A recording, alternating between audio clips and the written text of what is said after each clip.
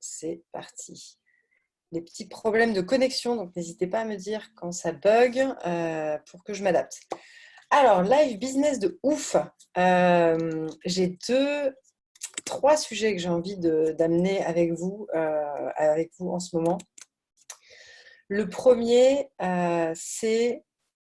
Ah oui, merci Françoise de préciser ça. Il faut sélectionner, communiquer avec tous les participants, je sais pas quoi, pour que je puisse voir ce que vous me mettez.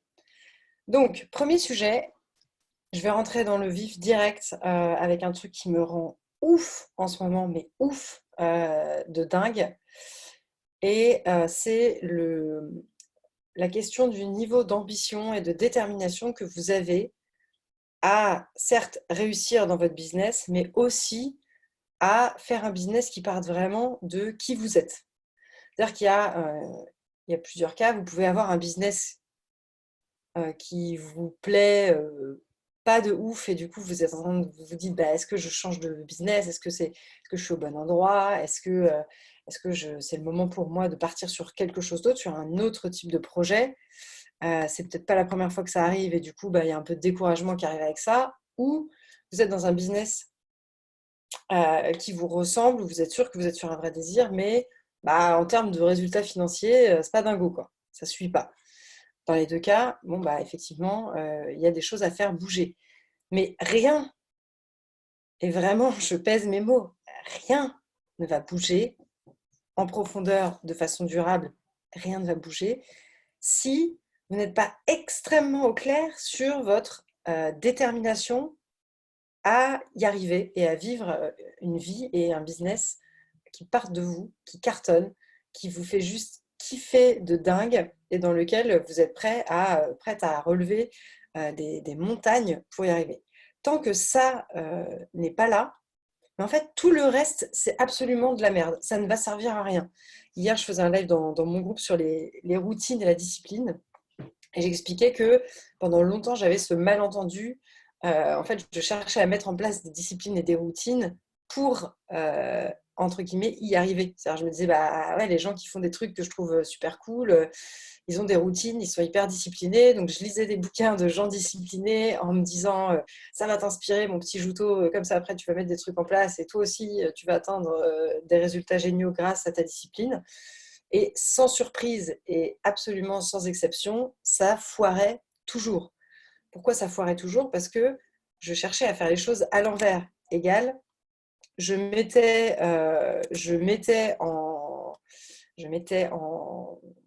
en marche une discipline, non pas basée sur un désir, mais basée sur si je mets en place ces disciplines, je vais y arriver. C'est la même chose avec tous les sujets. Quand j'entends j'ai pas assez confiance en moi pour vendre, ah oui, mais je ne sais pas où trouver des clients. Ah bah oui, mais je me demande si mon offre, elle est vraiment bien et tout ça. Tout ça, tous ces sujets-là. Donc, je sais pas, j'ai pas assez confiance en moi, je sais pas vraiment vendre, je sais pas où trouver mes clients, je sais pas si mon offre est assez bien. Je sais pas quoi écrire quand je veux communiquer sur les réseaux, je sais pas de quoi parler. Tout ça, c'est des faux sujets. C'est des sujets de merde, en fait. C'est des sujets qui peuvent être de la même façon que la discipline. On s'en saisit parce qu'on voit quelque chose d'extérieur. Je vois des gens qui réussissent et qui communiquent bien sur Facebook. Et du coup, je me dis, à tort, si je communique bien sur Facebook, moi aussi, mon business va bien marcher. Je vois des gens qui ont un flux de clients qui rentrent. Donc, je me dis, bah, moi aussi, si j'ai un flux de clients qui rentre, tout va bien aller mieux dans ma vie et ça sera trop bien.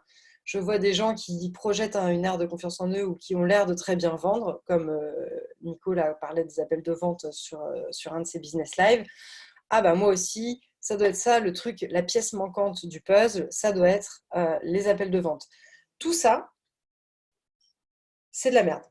C'est-à-dire, c'est pas sur une motivation moyenne en branchant les qualités du meilleur vendeur du monde, de la communicante la plus incroyable de l'univers, de la personne la plus confiante de système solaire, que ça va bouger. Parce qu'en fait, si la motivation est bof, et ben, tout ce qui suit derrière est bof. Point. Il y a rien d'autre que ça. en fait, je suis choquée de voir à quel point les gens, je m'inclus dans les gens, c'était moi il y a quelques années, à quel point j'étais prête à négocier avec ça et à me raconter des histoires, mais improbables sur pourquoi mon business n'est pas satisfaisant. Mon chiffre d'affaires était pas mal, mais bon, je me trouvais pas épanouie dans mon business.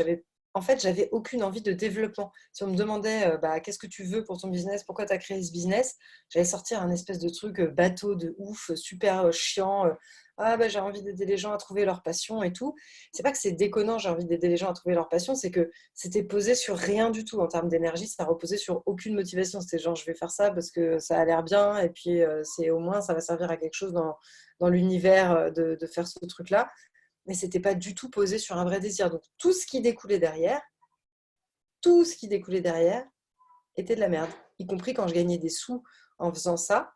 Alors je dis pas que les contenus que je faisais ou les offres que je faisais étaient de la merde, parce que ça serait faux également. Mais par contre, il y avait pas d'énergie derrière, il n'y avait pas de feu, et donc il n'y avait pas de système de progression, il n'y avait pas d'ambition. Je ne savais pas du tout à quoi ressemblait la meilleure version de moi-même. Ça m'aurait angoissé qu'on me pose même la question. Il n'y avait pas il y avait pas de motivation à passer à l'action de façon régulière. Il n'y avait pas beaucoup d'endurance après un plantage. Donc, bah, bref, il n'y avait pas grand-chose. Et donc, quand je vois et il n'y a pas de jugement derrière ça, c'est plutôt un outil de dingue en fait de s'en saisir. Quand je vois des gens qui sont dans de l'accompagnement humain, par exemple, qui sont coachs, ben, je parle pas mal avec du coup des coachs des accompagnants, et qui ne bossent pas sur eux, ne savent même pas ce que c'est bosser sur eux, euh, ne font pas de supervision, ne se demandent pas à quoi ça ressemble la meilleure version d'eux-mêmes en tant que coach et comment on arrive à cette meilleure version. C'est-à-dire qu'ils ne savent même pas qu'ils n'ont pas le chemin, c'est qu'ils ne savent même pas que le chemin existe, quoi. Mais je me dis, mais en fait, qu'est-ce que vous foutez? C'est quoi le concept? C'est quoi le but là? C'est de faire un truc super moyen, de se contenter d'être un coach pas mal, pas dégueulasse. Mais comment ça va faire? Comment on va faire pour se lever le matin avec une motivation comme ça? C'est pas possible, ça ne marche pas. C'est absolument insupportable. Donc forcément, derrière, et à nouveau, c'est pas une question de jugement. On va se dire, ah bah oui, bah super, merci Laure, t'as trouvé ton truc et du coup tu nous en mets plein la gueule.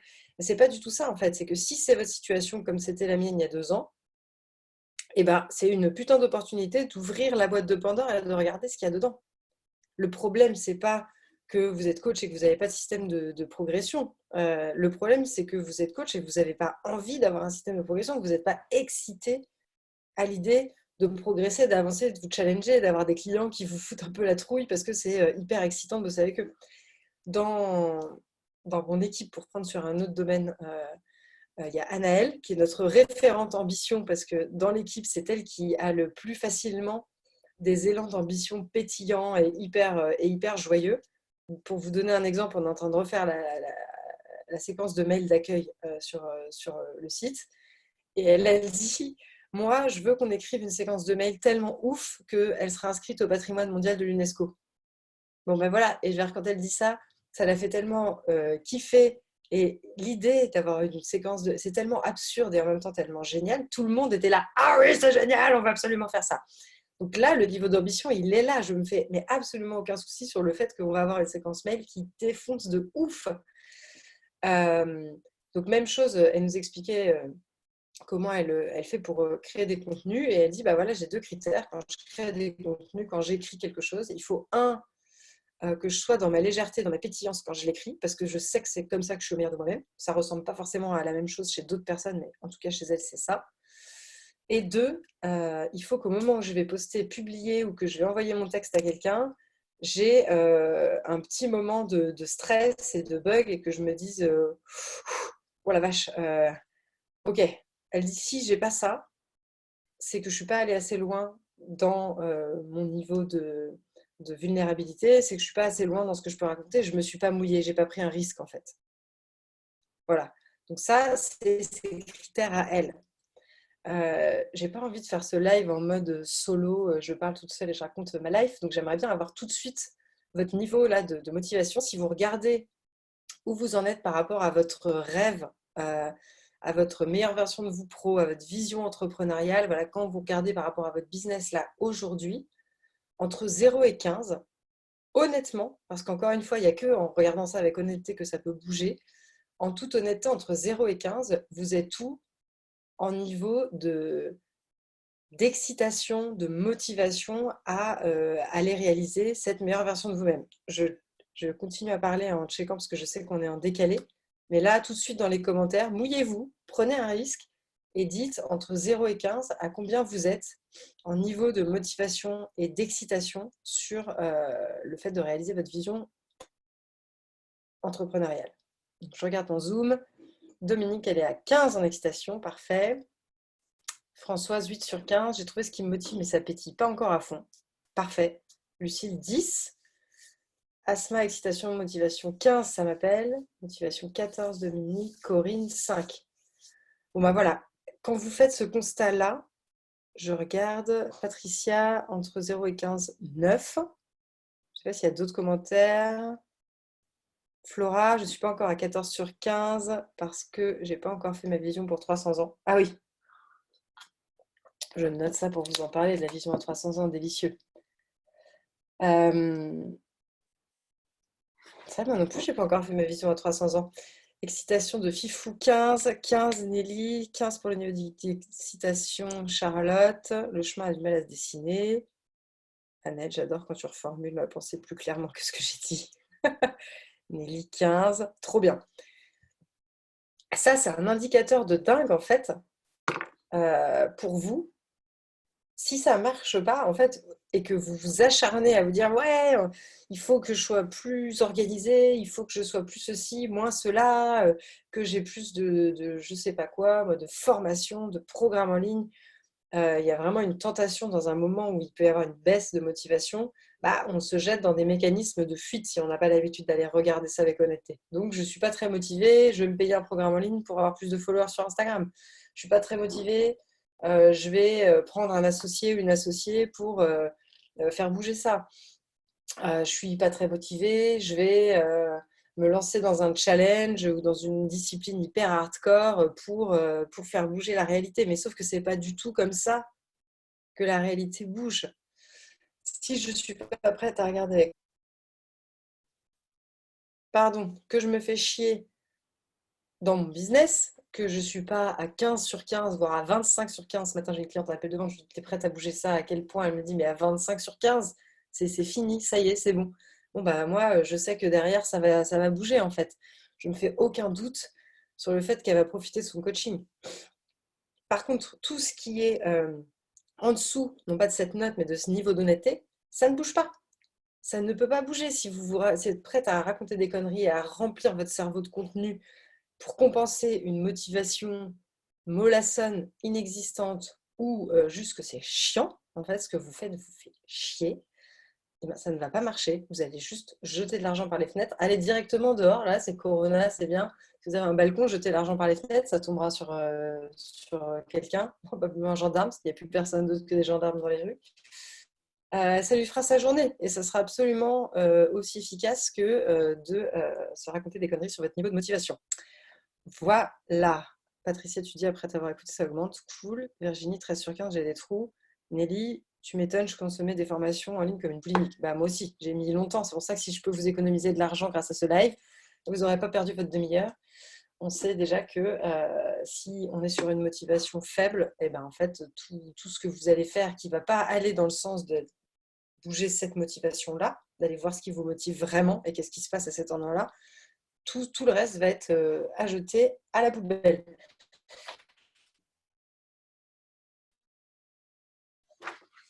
Si vous n'êtes pas excité par votre progression professionnelle, si vous n'êtes pas excité par votre système de progression, si vous procrastinez de dingue, c'est qu'il y a un truc qui ne va pas. Et c'est un truc qui ne va pas au niveau de la motivation et pas au niveau de la procrastination. Les programmes sur la procrastination me font péter un câble, en fait. Parce que c'est que des méthodes à la con d'organisation qui sont hyper efficaces quand on est motivé, mais qui ne servent à rien quand on n'est pas motivé. Et donc, bah moi, je le vois en coaching et même en équipe. J'ai une intolérance extrêmement grande et grandissante aux gens qui sont prêts à se raconter des conneries sur leur niveau de motivation. et qui veulent faire les bons élèves et les bonnes élèves en disant ah oui, mais en fait, non, mais moi je suis motivée, ah là là, oui, ça me fait réfléchir à ce que tu dis, mais non, mais si ça te fait pas kiffer de dingue, mais moi j'ai mon tableau sous le pif là, quand je regarde la meilleure version de moi-même, non seulement ça me fait marrer, ça me donne envie de me bouger le cul de ouf, et quand je la regarde en fin de semaine, je me dis qu'est-ce que je fais qui va dans cette direction-là. Et quand je la donne à l'équipe, tout le monde est genre au taquet et se dit OK, qu'est-ce que collectivement on fait pour réaliser la vision de notre meilleure version de nous-mêmes en, en business, collectivement, en tant qu'équipe, parce que ça nous porte. Et l'équipe de Flora, là, je vois que Flora regardait, je ne sais pas si elle est encore là, mais en tout cas, l'équipe de Flora, c'est exactement la même énergie que je ressens quand je suis dans leur discussion. C'est juste un truc de fou. Et forcément, ça se tire la bourre entre nos deux équipes, même en termes de motivation, parce qu'on se passe des copie-colles, des messages d'une équipe à l'autre sur ça. Donc Asma, tu dis, c'est quoi ton tableau? Je peux vous montrer mon tableau. Il ressemble à ça, parce que je ne suis pas chez moi, donc j'ai fait une petite version en mode récup. Il y a 3 lignes et 3 colonnes dans ce tableau. Très important sur ce tableau, j'ai vu une question, est-ce que tu penses que la motivation est le seul facteur? J'appelle ça motivation, motivation, ambition, excitation. En fait, c'est à quel point tu le veux. C'est la réponse à quel point tu le veux qui est le vrai facteur. Et on sait, je veux dire, là, on est en pleine crise Corona Beach, on appelle ça dans mon équipe la crise Corona Beach. Les crises, c'est pas un problème en fait, c'est un facteur, c'est un paramètre. Ça va arriver tout le temps. Il y a des moments dans le business où on est hyper au clair sur ce qu'on doit faire, il y a des moments où on n'est pas hyper au clair. Il y a des moments où une trésor de dingue, il y a des moments où la trésor est tendue. Il y a des moments où on lance une offre, ça cartonne. Il y a des moments où on lance une offre, ça fait un flop. Il y a des moments où on est confiné chez soi, il y a des moments où on n'est pas confiné chez soi. C'est des paramètres. Je ne cherche pas à minimiser ce qui se passe et c'est des paramètres qui vont avoir plus ou moins d'impact selon le business que vous avez, mais ce sont des paramètres. Le paramètre clé pour moi dans tout, c'est à quel point je le veux. Si la vision que vous avez, elle vous fait pas vous dire mais je le veux au point où c'est même pas imaginable que ça va pas arriver, parce que de toute façon je vais tout faire pour que ça arrive. Moi là, la vision qu'il y a là, si mon business se pète la gueule demain, s'il y a rien, zéro, des cendres, genre la fin du dernier film d'Harry Potter, là, les cendres, la fumée, il reste plus rien, c'est fini. Mais je vais pas dire que je m'en fous, c'est pas vrai. J'ai mis de l'énergie dedans, j'adore mon équipe, j'adore ce que je fais, je suis évidemment hyper triste. Mais par contre, ça change rien au fait que je continue à aller là où j'ai envie d'aller. Ça va juste, c'est un paramètre à nouveau, un paramètre un peu plus chiant, hein. On prend un peu plus de temps pour se remettre d'une faillite probablement. Il y a d'autres choses à prendre en compte, mais en tout cas, c'est un paramètre. Mais est-ce que ce paramètre, il influence la réalité intérieure de ce que je veux pour moi-même? Bah non. Donc ce tableau, très important, c'est un entraînement. On ne va pas faire ça en 2 temps, 3 mouvements. Ça s'entraîne. Moi, ça fait 5 mois. Au bout de 5 mois, j'ai vraiment un truc qui me fout des papillons dans le ventre et qui me donne envie de tout défoncer pour le faire. Ça n'a pas été le cas. Avant, c'était plus ou moins excitant, mais c'est parce que je l'ai mis en entraînement et que ma détermination à arriver à quelque chose d'hyper excitant pour moi était totale, qu'aujourd'hui, c'est excitant. Je vous le donne rapidement, le tableau. 3 lignes, une ligne avec l'identité, une ligne avec, je ne sais plus comment il appelle ça, Nico, le comportement, je crois, c'est on va dire la trame de fond qui permet d'arriver à ça. Je vous donne un exemple, ce sera plus clair. Et dernier, c'est les actions concrètes. Donc l'identité, c'est être, c'est qu'est-ce que je veux être. La deuxième colonne, c'est OK, c'est quoi le genre de comportement, la façon d'être qui va me permettre d'aller là. Et le dernier, c'est les actions. Qu'est-ce que je vais faire au quotidien qui va nourrir le fait de faire un pas de plus chaque jour vers ça. Voilà. Attitude à activer. Ah oui, c'est ça, merci. Attitude à activer. Amana, je viens de voir ton problème, ta question. Si on ne le veut pas assez, est-ce que le choix du projet est le problème ou la forme qu'il prend? Je te réponds après. Donc, tableau. Je note ta question parce que sinon, problème projet ou forme. Le tableau, vous mettez d'abord une identité. Donc, par exemple, pour moi, la première colonne, c'est énergie. La deuxième, c'est travail. La dernière, c'est relation. La première colonne, c'est l'énergie. Pour moi, c'est danseuse de hip-hop. Je peux vous expliquer pourquoi. Juste, ça me fait ultra kiffer. J'adore ça. Ça me fait rêver. J'ai joué avec des concepts plutôt de ninja, de warrior, mais en fait, j'adore la danse. Ça m'attire depuis longtemps. Et puis, si ça m'attirait depuis 2 semaines, ben, on s'en fout en fait. Si ça te met en mouvement, c'est ce qu'il faut. Le comportement, l'attitude à activer, c'est la discipline. Les danseurs sont des gens qui sont disciplinés. Avant, j'avais discipline et souplesse, mais pour l'instant, discipline me suffit. Et qu'est-ce que je fais pour activer ça? Bah, je me lève au deuxième bip de mon téléphone. Je passe la première heure de ma journée sur moi et mon corps, en fait. Donc, je marche, je danse, machin, tout ça. Et dans la semaine, je fais un mélange de cardio, de renfort musculaire et d'étirement. Et bien sûr, bah, je fais des pauses de danse dès que j'ai envie, dès que je sens, quand j'ai le temps. Voilà. La danse fait partie du coup de la façon dont j'ai envie de prendre soin de mon corps et de mon énergie. Dans le pro, puisque c'est notre sujet, moi je vais être le Dr Dre du business coaching. C'est la version d'aujourd'hui, on est le 26 mars, je crois, 2020, 27 mars 2020, ben, je vais être le Dr Dre du business coaching. Donc c'est quoi la Dr Dre du business coaching? Moi, j'adore Dr. Dre. Pourquoi? Je connaissais peu de choses sur lui. Je connais son album Dre, qui est absolument incroyable et mythique et que vous devez aller écouter maintenant.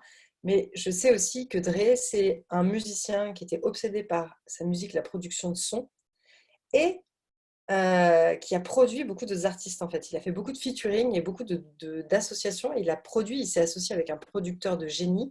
Pas parce qu'il était génial et né avec une bonne fée, mais parce qu'il a taffé pour faire ça. Et ensuite, un businessman de ouf. Et donc, les deux ensemble, ils sont devenus des vrais manias du monde de la musique. Et moi, je veux ça, en fait. Je veux créer le cadre, devenir une business coach de dingue et créer le cadre pour que mes coachs soient déjà infiniment meilleurs que moi et que en France, la référence du business coaching, ça soit bah, du coup ma boîte, quoi. Que qu'on vienne chercher les aventurières, business coaching, boum. Ça, c'est mon ambition pour moi professionnellement. J'ai pas envie d'être juste une excellente coach, business coach. Je veux être une personne qui produit des coachs de dingue. Mais je peux même pas vous dire à quel point ça m'excite.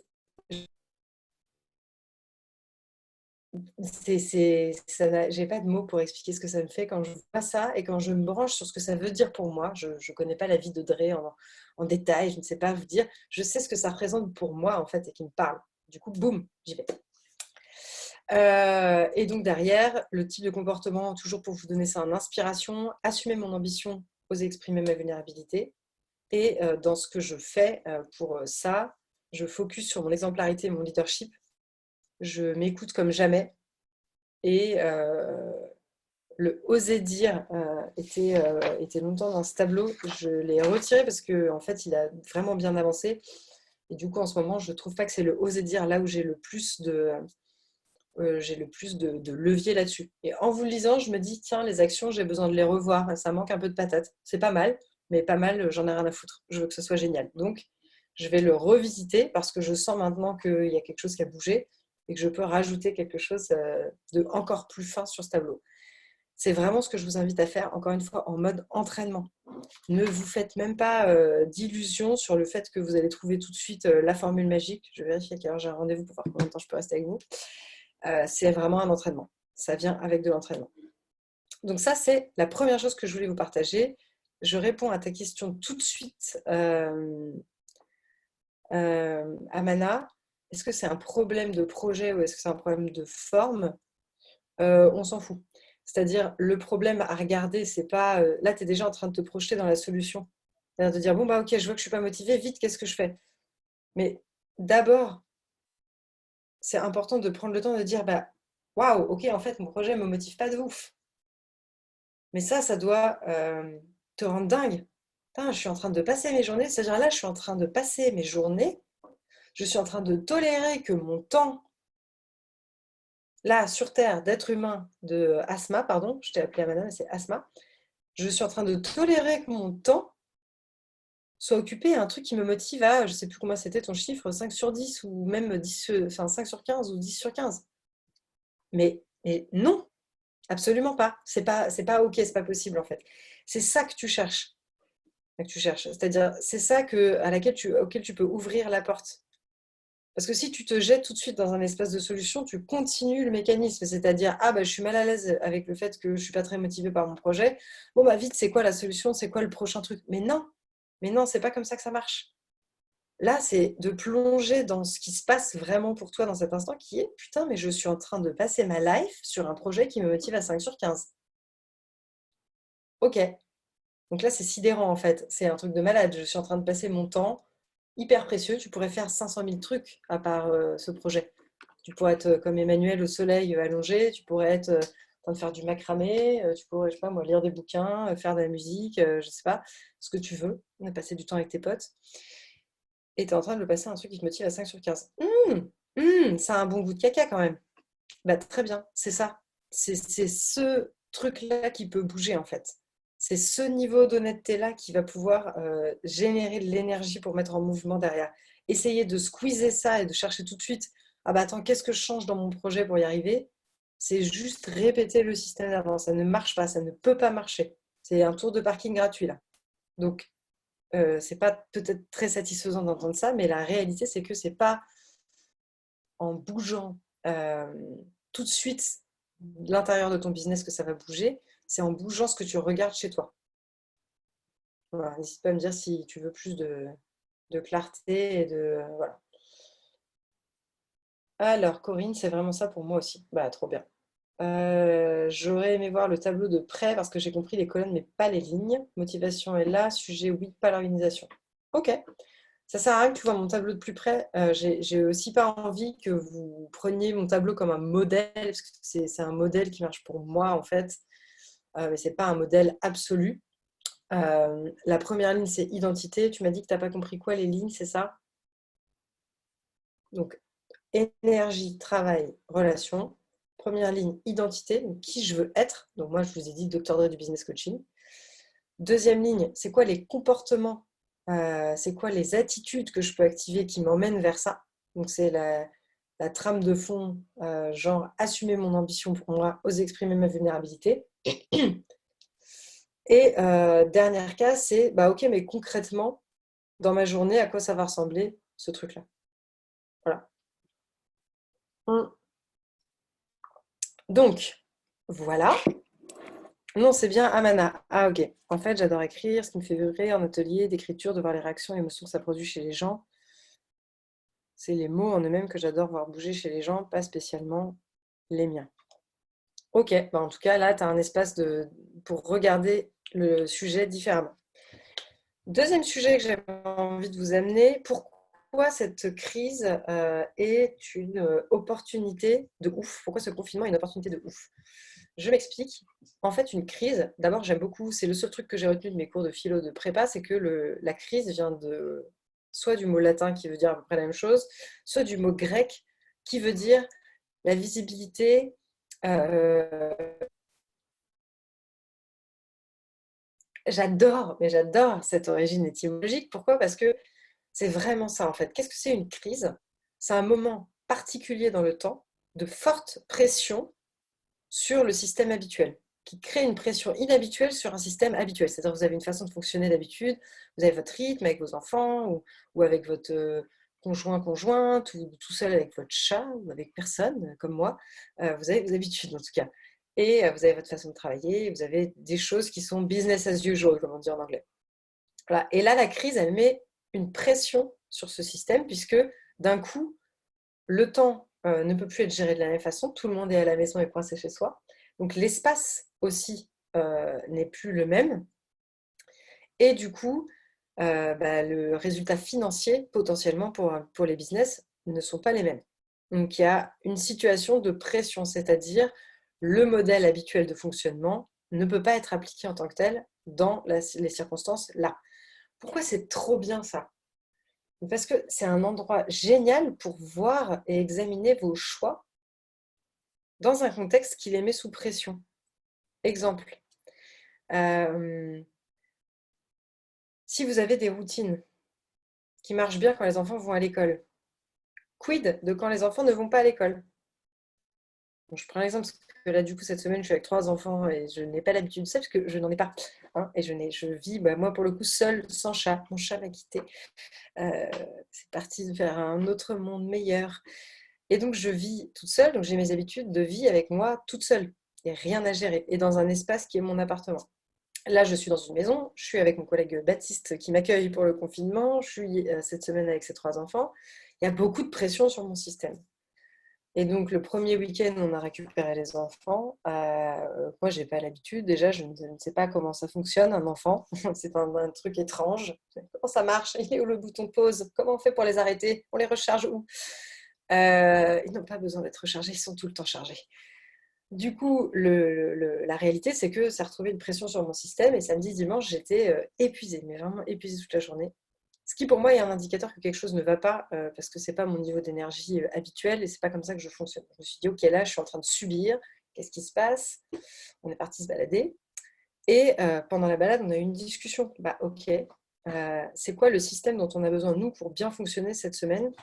Travail, perso, énergie, tout. De quoi on a besoin pour fonctionner? On a besoin de temps tous les deux parce que on a envie de passer du temps ensemble et d'avoir des temps d'échange qui ne sont pas avec les enfants. On a envie de temps avec les enfants parce que c'est cool. Et on a besoin d'espace chacun de son côté pour travailler. Donc ça, c'est en termes de relation. De quoi on a besoin? En termes d'énergie, moi j'ai besoin de faire du sport, j'ai besoin de dormir beaucoup, 8-9 heures, et j'ai besoin de manger des légumes et des choses saines. En termes de temps, j'ai besoin de tant d'heures par jour pour travailler. Voilà, donc je vous fais vraiment un très gros résumé. Et du coup, derrière, on a mis le cadre en place pour permettre ça. Donc le matin, on a 1 heure qu'on passe tout seul, enfin chaque ensemble, mais sans les enfants. Ensuite, il y a la journée de travail qui est délimitée avec un temps de repas et du coup, on annonce le matin le programme de comment on bosse. À 18 heures, quoi qu'il arrive, sauf petite exception, mais c'était 18h15, on s'arrête et on part tous ensemble. Et là, on va faire du sport ensemble, en fait, tous les 5, du coup, avec les enfants. Et le soir, quand les enfants se couchent, on a un temps tous les deux, on discute, voilà. Et moi, je me couche tôt et je mange bien, etc., etc. Bref, on a mis ce cadre en place et c'était hyper enrichissant parce que du coup, tous les soirs, on faisait un bilan aussi avec les enfants de qu'est-ce qui était le plus cool et qu'est-ce qui était le plus chiant dans votre journée. Et donc, on a vu au fur et à mesure de la semaine, à chaque fois, les temps les plus cool pour tout le monde, c'était le moment où on fait du sport tous ensemble et on part et on a du temps à l'extérieur et on se bouge et du coup, c'est trop bien. Donc ça, c'était hyper chouette. Et deuxième truc, le moyen, il a 3 enfants, donc celui du milieu qui est un garçon, et il a dit moi, ce que j'aimerais, c'est que le week-end prochain, quand on se retrouve, donc là, on va les déposer et on les récupère la semaine prochaine. Le week-end prochain, quand on se retrouve, je voudrais que on décide de qu'est-ce qu'on veut faire de la semaine, pas seulement faire le bilan de comment s'est passée la journée, mais qu'est-ce qu'on veut pour notre semaine. C'est venu de lui, donc il a 10 ans ou 11 ans, je ne sais plus. Et c'était trop bien parce que du coup, cette façon de poser le cadre pour nous avec ce qui est bon pour nous, ça fait que les enfants, ça fait que nous, on est bien. Franchement, je passe des journées mais géniales. J'adore profiter de cet environnement, alors que ça pourrait être hyper fatigant et chiant d'avoir 3 enfants à la maison. C'est pas du tout le cas, c'est l'inverse, c'est génial. Et, euh, et en plus, voilà, une idée née spontanément de leur part de dire, en fait, qu'est-ce qu'on a envie de vivre? C'est-à-dire qu'eux-mêmes, sans qu'on leur parle de ce qu'on avait fait, en inspiration, ils se sont dit, lui s'est dit en tout cas, tiens, mais si nous on faisait le dimanche, comment on a envie de passer cette semaine? Qu'est-ce qu'on a envie pour la semaine? Et du coup, le week-end prochain, on va faire ça. Et du coup, le basculement de dingue pour tout le monde en fait. La pression a fait naître et a mis en valeur le fait que on est capable de poser un cadre qui nous va, on est capable de le faire respecter et on est capable d'en discuter pour que ce cadre il soit respecté et profitable à tous les membres de la famille. Donc c'était génial. C'est pour ça que cette crise, c'est une opportunité. J'ai pris l'exemple de la famille, mais c'est la même chose dans le business. Dans le business, pour nous aussi, là, du coup, il y a des pressions. On avait des stages en présentiel, du coup, ça repousse. On avait prévu des événements en présentiel, du coup c'est décalé. Et Mélanie qui gère ses projets chez moi, du coup elle dit moi tous mes projets sont en pause en fait. Là j'ai rien à faire, j'ai des projets en pause. Ok. Mais je lui disais mais ok mais qu'est-ce que tu peux faire maintenant en fait? Qu'est-ce que tu peux faire maintenant pour préparer ces projets? On ne va pas être confiné pendant 6 mois, donc qu'est-ce qui peut avancer tout de suite? Quelle est l'opportunité cachée là-dedans? Et donc du coup, pour moi, ce que je constate dans mon équipe, l'opportunité cachée, c'est un niveau de prise de responsabilité hyper élevé. Tout le monde s'est bougé le cul de ouf en disant, mais le projet nous fait kiffer, les aventurières, on a envie que ça dure. Dans l'équipe de Nico, anti-leadership, on s'est foutu autour dans une réunion, tout le monde s'est dit, bah, ok, qu'est-ce qu'on peut faire pour amener énormément de valeur à notre communauté? Qu'est-ce qu'on peut faire pour Feu Sacré? Et c'était évident pour tout le monde de mettre la main à la pâte, d'amener ses meilleures idées, de partir en créativité, de donner du temps en plus. Donc ça fait monter le niveau de responsabilité. En tout cas, ça peut faire monter le niveau de responsabilité. J'ai demandé à mon père ce matin qu'il y a beaucoup de potes qui sont entrepreneurs, soit dans le bâtiment, soit dans la bouffe, qui sont 2 domaines particulièrement impactés par un confinement. Et je lui ai dit: «Mais comment ils le vivent eux?» parce que moi, peut-être que je suis sur un petit nuage, je fais un business sur internet et tout ça, donc voilà, effectivement, je me sens peu impactée par la crise pour l'instant. Je vois plutôt plein d'opportunités pour moi. Il me dit: «Non, mais en fait, qu'est-ce que» enfin, tu vois, il me dit: «Ils sont entrepreneurs depuis 20 ans, donc c'est bon, des crises, on en a vu d'autres». Donc qu'est-ce qu'ils font? Bah, ils tendent le dos parce qu'ils ne savent pas exactement combien de temps ça va durer, donc ils prennent des mesures pour s'assurer qu'il y a un niveau de sécurité suffisant. Et puis ils regardent qu'est-ce qu'ils peuvent faire différemment, elles sont où les opportunités là-dedans, mais en aucun cas, ils sont en train de paniquer, de jeter le bébé avec l'eau du bain ou de partir en mode panique. Ils sont avec ce qui est là, c'est-à-dire, bah, ok, c'est une situation exceptionnelle qui nous impacte d'une façon exceptionnelle. Qu'est-ce qu'on a envie de faire de ça? Donc ça, c'est le deuxième truc, une crise. Je redis pour Clémentine, j'ai vu que tu n'avais pas chopé. En grec, ça veut dire le moment de visibilité ou de prise de décision. Donc c'est vraiment un moment où tu vois des choses que tu ne voyais pas. Encore une fois, une pression sur un système. Je disais hier à Flora, ça fait sortir le caca par tous les côtés, quoi. Donc tu vois tous les endroits où il y a des fuites. Bah là, c'est la même chose. Ça fait une pression de ouf et puis ça va montrer en miroir grossissant les endroits où vous n'avez pas forcément pris des bonnes décisions, où il y a des dangers, des prises de risques qui n'étaient pas mesurées avant. Bon, bah, ça les fait voir. Et c'est trop bien parce que soit vous pouvez essayer de colmater avec vos mains tous les endroits par lesquels ça sort et ça va être la galère, soit vous pouvez vous dire waouh, ok, en fait, j'avais pas réalisé, comme tout à l'heure avec la motivation, j'avais pas réalisé qu'en fait, mais c'était la merde. Mon système ne tient pas la route. Il s'appuie sur des trucs qui sont pas durables. Je vous prends l'exemple d'une cliente. Elle a réalisé grâce à la crise qu'en fait, elle comptait toujours sur l'extérieur pour lui amener du cash et des clients. Et que là, du coup, les relations sont plus tendues, enfin plus distendues parce qu'il y a plus de distance, que les gens sont un peu recentrés sur eux-mêmes parce qu'il y a de l'incertitude. Et elle n'a pas de système pour amener des clients à elle. Bon, bah voilà, grâce à la crise, elle a vu ça. Elle a pris un coaching, elle a hésité à continuer, puis elle s'est dit, bah non, mais c'est exactement l'endroit où il faut que je sois. Si j'arrête mon coaching maintenant, bah en fait, je suis en train de me priver de l'outil pour tirer le meilleur de la crise. Donc non, bien sûr, je continue. Et c'est cadeau sur cadeau. Parce que du coup, elle regarde les endroits qui auraient pu passer inaperçus dans une situation habituelle, qui ne passent plus inaperçus dans une situation de crise. C'est cadeau sur cadeau si vous le regardez de cette façon-là. Je ne dis pas que tous les cadeaux vont être plaisants à déballer. Un cadeau de caca, je ne savais pas qu'il y avait du caca ici aussi. Mais n'empêche que c'est un endroit d'opportunité de dingue. Une pression sur un système, c'est un moment de visibilité particulière. Vous voyez les limites d'un système quand il est mis sous pression, qui peuvent passer inaperçus quand il n'est pas sous pression. Donc c'est juste trop bien. Voilà. Troisième et mon dernier point, j'étais persuadée d'avoir un petit dessin pour tout. Je suis très triste parce que je ne le retrouve pas. Je vais être obligée de le refaire. Et il se trouve que je dessine très mal. Donc, voilà, c'est la tristesse. J'avais réussi à en dessiner un qui était bien. Je le refais. Il y a un truc que j'ai envie de vous partager en tant qu'entrepreneur, que je trouve absolument délicieux. Et c'est l'histoire des haltères. Donc, l'histoire des haltères, si vous l'avez déjà entendu, réécoutez-le et voyez si ça vous apporte quelque chose de nouveau.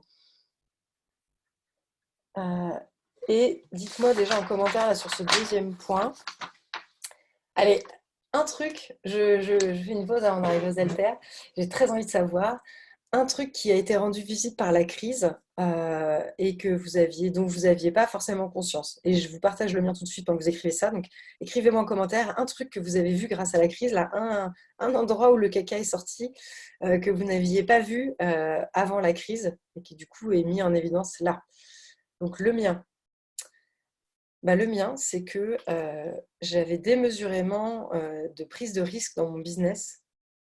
Je ne parle pas forcément en termes de trésor ou en termes de relations avec la communauté, tout ça. Il y a quand même pas mal de choses qui sont en place. Par contre, je n'ai pas de système qui existe aujourd'hui d'attraction de nouvelles personnes dans la communauté et de revenus, de fonds de revenus en fait. C'est-à-dire, j'ai des programmes en ligne que j'avais enlevés parce que j'avais envie de faire que du coaching depuis depuis 2 ans. Et du coup, bah, je les ai enlevés, mais c'est quand même des programmes, il y en a au moins un et plus la moitié d'un autre qui sont vraiment très bien et dont je me suis, entre guillemets, privée. Je l'ai fait en pleine conscience, donc il n'y a aucun souci avec ça, mais en tout cas, je n'ai pas de choses qui se vendent sans mon temps. Aujourd'hui, pour vendre un coaching, bah, j'y passe du temps, il y a l'équipe qui passe du temps, enfin bref, il y a tout le monde y met du temps. Donc il n'y a pas de système d'attraction, il n'y a pas de système de générer des revenus de façon automatique, j'aime pas trop ce mot, mais en tout cas de fonds de sécurité. Je ne sais plus comment Apolline appelle ça. Produit matelas. Il n'y a pas de produit matelas aujourd'hui évident dans mon business. Et donc, c'est un très bon moment pour se pencher là-dessus et pour le faire. Et comme je vous disais tout à l'heure, la suite de mails digne du patrimoine de l'UNESCO va aller dans ce sens-là. Moi, du coup, je vois l'opportunité de ressortir des programmes que j'avais faits qui étaient très bien, mais juste pour mettre 100% de focus sur le coaching pour ma progression, mais j'avais fait le choix radical de les éliminer.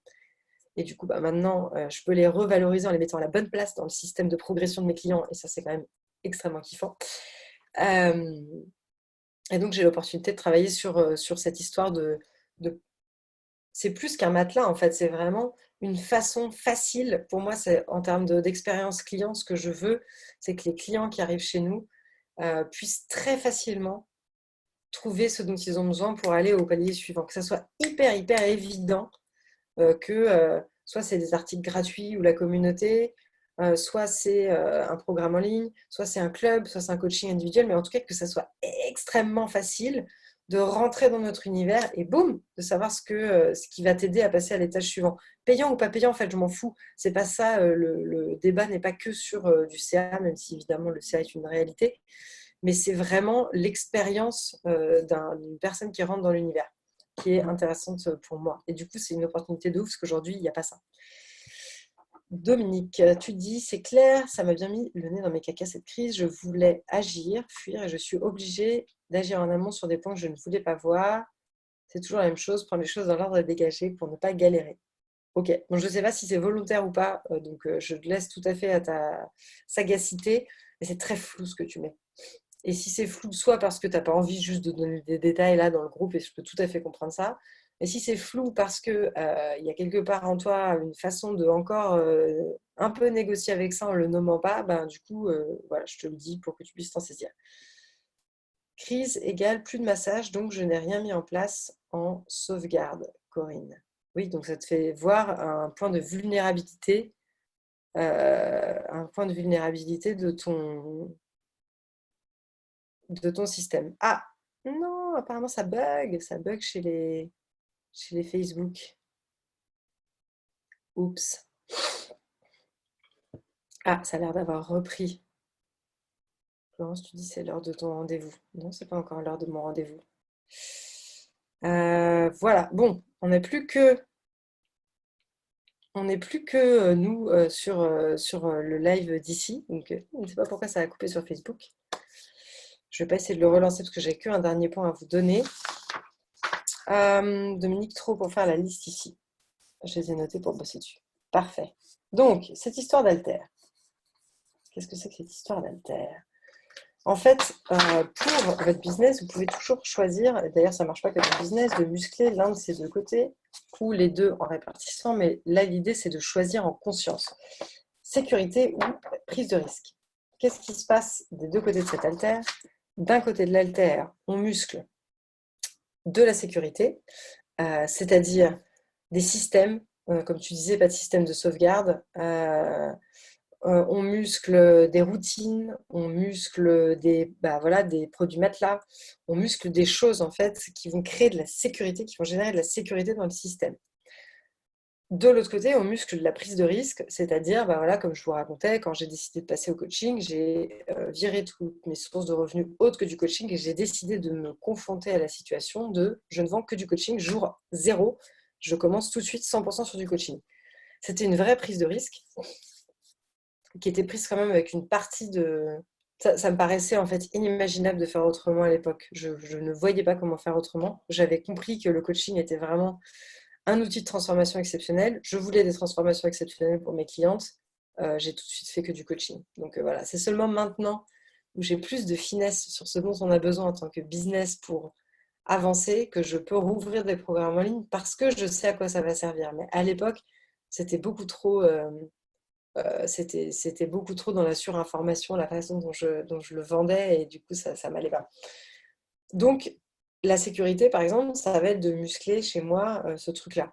Et comme je vous disais, la crise, c'est vraiment un bon endroit pour voir où on en est sur la sécurité, que ce soit financière, que ce soit au niveau du business model, que ce soit au niveau de la façon dont le business évolue. Est-ce que les systèmes sont en place et est-ce que ces routines, ces systèmes tiennent la route sous pression? C'est une vraie question. De l'autre côté, il y a le risque. Le risque, c'est une façon d'avancer donc en se mettant en déséquilibre. Donc, je prends un risque. Ça peut être un risque d'investissement, ça peut être un risque comme moi en prenant d'un coup 7, 8 membres dans une équipe, de passer de 1 à 10. Ça peut être un risque en termes de, du coup, financièrement d'investissement, d'investir sur des portefeuilles plus risqués. Mais en tout cas, ce qui va être intéressant, c'est de voir la dynamique entre les deux. À quel endroit vous êtes le plus à l'aise? Moi, clairement, en tant que business, et d'ailleurs dans la vie en général, le côté risque est plutôt plus musclé chez moi. Et donc là, la crise, pour moi, dans ma situation, encore une fois, c'est l'occasion de muscler de ouf le côté sécurité, de rééquilibrer ça. Donc, je mets démesurément en ce moment de l'attention sur le côté sécurité. Je pense système, je réfléchis. La routine que j'ai pour mon énergie est extrêmement ajustée, très, très, vraiment précieuse. Je regarde ce côté-là. Et du coup, qu'est-ce qui se passe? Je peux rechoisir en pleine conscience la façon dont je muscle mes deux côtés pour mon business. Ça va être la même chose pour vous.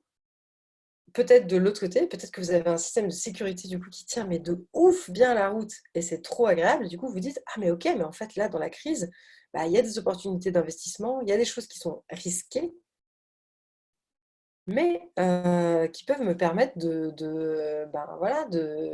d'y aller parce qu'en fait, je vois que ma sécurité est hyper bien musclée.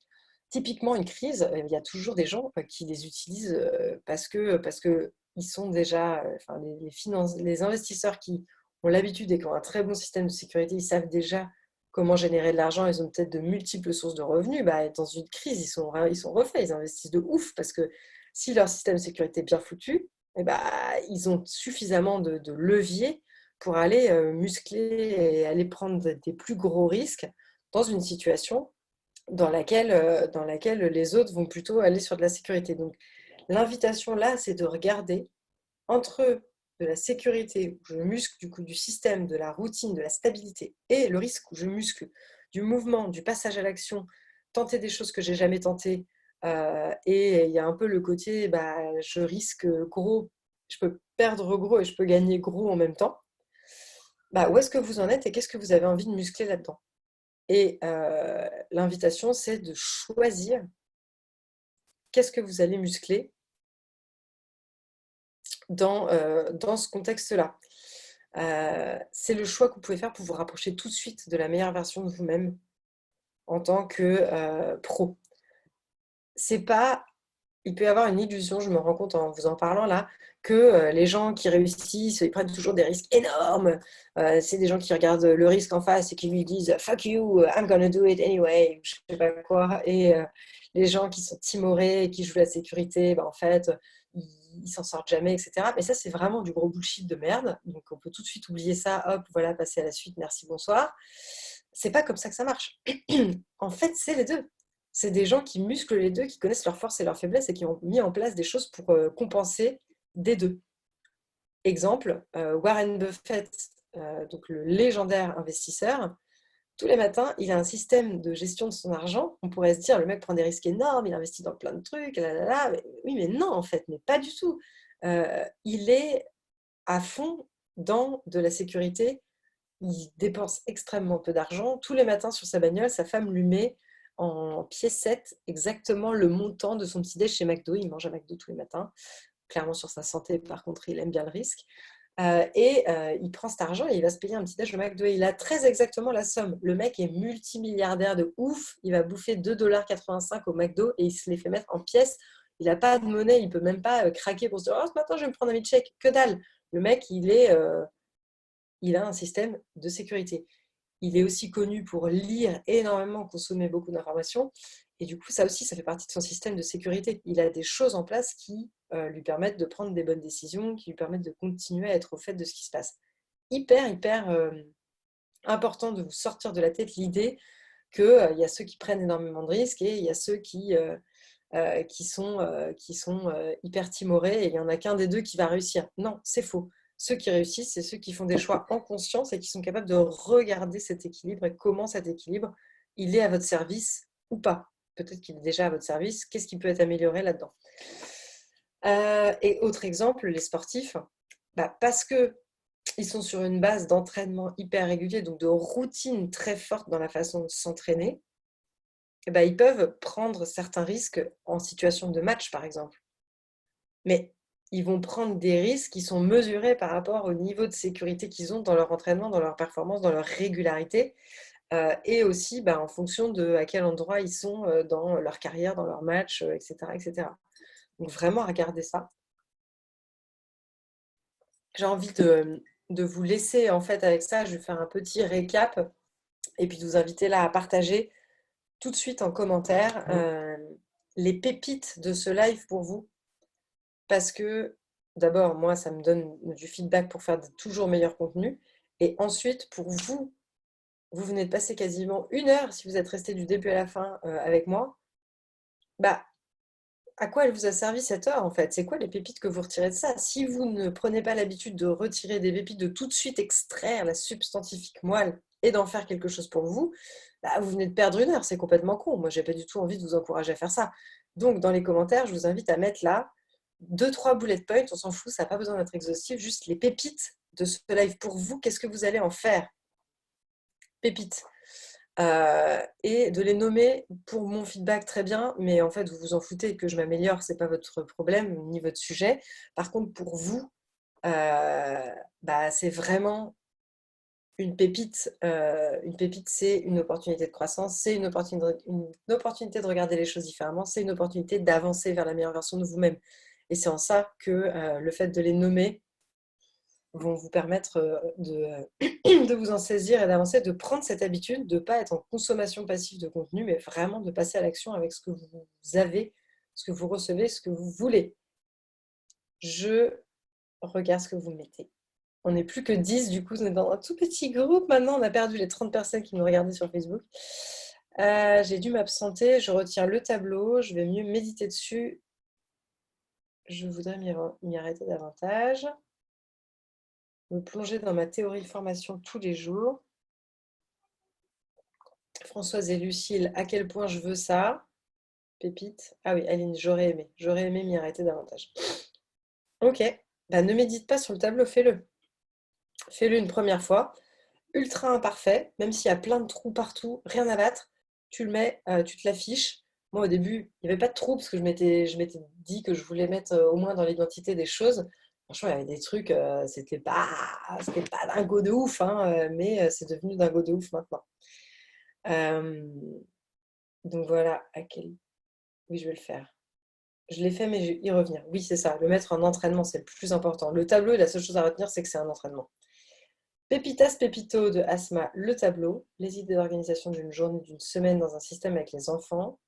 Oui, le système de sécurité. J'adore être la meuf qui a des enfants depuis 3 minutes et demie. Qui est là. Je vais en tirer des grandes leçons de vie pour tout le monde. Mais le fait est que ce qu'on a fait, ça marche hyper bien. Tous les soirs, on se regarde à 22h quand tout le monde est au lit. On se dit, putain, on a trop bien géré. Système de sécurité à construire, musclé et les prises de risque. Très bien. Vous pouvez choisir un pourcentage. Je peux vous dire, bah, moi, ce mois-ci, moi, typiquement, là, ce mois-ci, je mets 80%. Voilà, je mets 90% sur la sécurité, 10% sur le risque. Et ça va être ça pour le mois d'avril, sauf si vraiment quelque chose bouge de ouf, mais je vois pas pourquoi. Et par contre, après, je vais rebasculer un peu plus de risque, un peu moins de sécurité. Corinne, et faire des vidéos d'automassage sur ma page Facebook pour garder le lien. Top! Trop bien ça! Excellent. Ok, bah écoutez, j'ai été putain de ravie de passer cette heure avec vous. Ça me donne une patate de dingue. J'adore que vous soyez en live et qu'il y ait des commentaires et tout. Franchement, je kiffe de faire des lives.